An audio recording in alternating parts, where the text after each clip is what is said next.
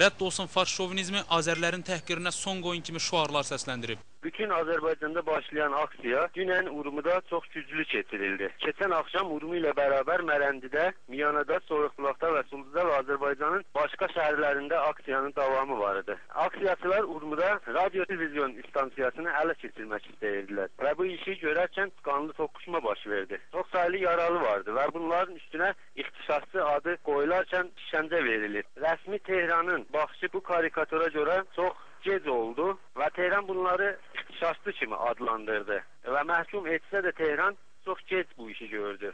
Azərbaycanlıların tələbi qətidir. Tehran ən yüksək səviyyədə Azəri türklərindən üzr istəməlidir. Əks halda onlar ölümə də hazırdır. Aksiyaçıların istəyi mədəni haqların verilməsi və bu karikatura görə ölkə prezidentinin üzr istəməsi və mədəniyyət nazirinin istefasını istəyirdilər. Hər şey isə İran qəzetində Azərbaycanlıları təhqir edən karikaturanın dərc olunması ilə başlamışdı. Karikaturada bir həşərat və bir insan əksi yaradılıb. İnsan fars, həşərat isə Azəri türkü timsalındadır. İnsan həşəratdan fars dilində soruşur. Siz nə üçün belə acınacaqlı vəziyyətdəsiz? Mən sənin nə dediyini anlamıram, deyə həşərat cavab verir. Bax görürsən, siz bu dili bilmirsiniz, amma yeri gələndə öz dilinizdə məktəb, qəzet tələb edirsiniz. Nəyinizə lazımdır? Həşəratın yeri onsuz da ayaq yoludur və o, orada olanlarla qarnını doyurur.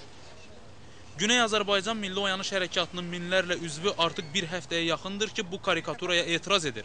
Hətta mayın 23-də İran Təhlükəsizlik Qüvvələri ilə tələfatlı toqquşma da baş vermişdi. İran qəzetinin fəaliyyəti artıq dayandırılıb. Yayılan məlumata görə qəzetin redaktoru və rəssamı həbs edilib.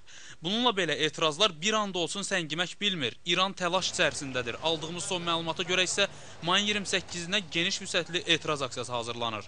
Elzar Ağayev, Lider TV.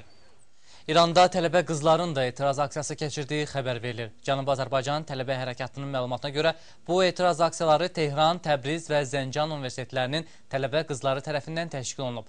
Tələbə qızlar mənim dilim ölən deyil, fars dilinə çönən deyil, qızıldan olsa qəfəsim, azadlığa var həvəsim kimi şüarlarla çıxış ediblər. Nəşri dayandırılan Şəmsi Təbrizi qəzetinin əməkdaşı Əli Süleymaninin APA-ya verdiyi məlumatda bildirilir ki, qarşıdurmada xeyli sayda insan yaralanıb. O, soydaşlarımızın özlərini polis qüvvələrinin hücumundan daşlarla qorunduğunu bildirib. Polis aksiyanın dağılması üçün rezin dəyənəklər və göz yaşardıcı qazdan istifadə edib. İranın Sulduz şəhərində başlayan mitingdə isə aksiya iştirakçıları şəhər meriyasına tərəf yürüş edib. Güney Azərbaycan Milli Oyanış Hərəkatının məlumatına görə aksiya iştirakçıları Təbrizdə Azərbaycanlıların mitingini dağıdan hökumət təmsilçilərinin cəzalandırılmasını tələb edib. Bugün eyni vaxtda Parsabat və Zəncanda da etiraz aksiyaları keçirilib. Bugün BMT-nin qadın...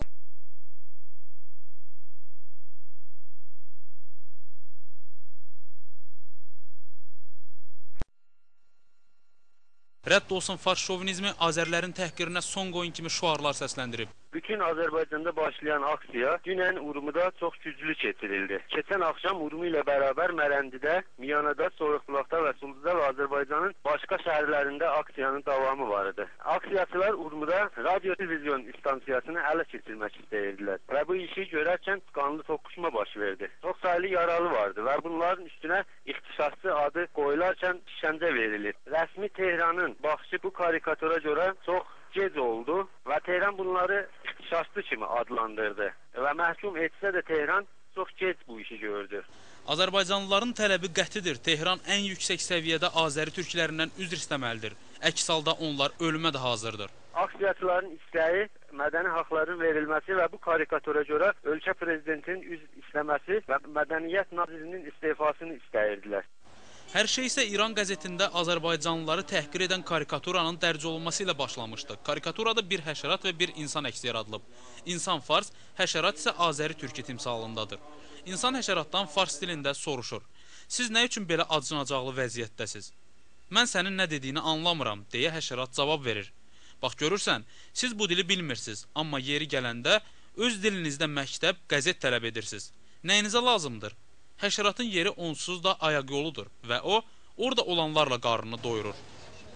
Güney Azərbaycan Milli Oyanış Hərəkatının minlərlə üzvü artıq bir həftəyə yaxındır ki, bu karikaturaya etiraz edir. Hətta mayın 23-də İran Təhlükəsizlik Qüvvələri ilə tələfatlı toqquşma da baş vermişdi. İran qəzetinin fəaliyyəti artıq dayandırılıb. Yayılan məlumata görə qəzetin redaktoru və rəssamı həbs edilib. Bununla belə etirazlar bir anda olsun səngimək bilmir. İran təlaş içərisindədir. Aldığımız son məlumata görə isə mayın 28-nə geniş vüsətli etiraz aksiyası hazırlanır. Elzar Ağayev, Lider TV. İranda tələbə qızların da etiraz aksiyası keçirdiyi xəbər verilir. Cənubi Azərbaycan tələbə hərəkatının məlumatına görə bu etiraz aksiyaları Tehran, Təbriz və Zəncan universitetlərinin tələbə qızları tərəfindən təşkil olunub. Tələbə qızlar mənim dilim ölən deyil, fars dilinə çönən deyil, qızıldan olsa qəfəsim, azadlığa var həvəsim kimi şüarlarla çıxış ediblər.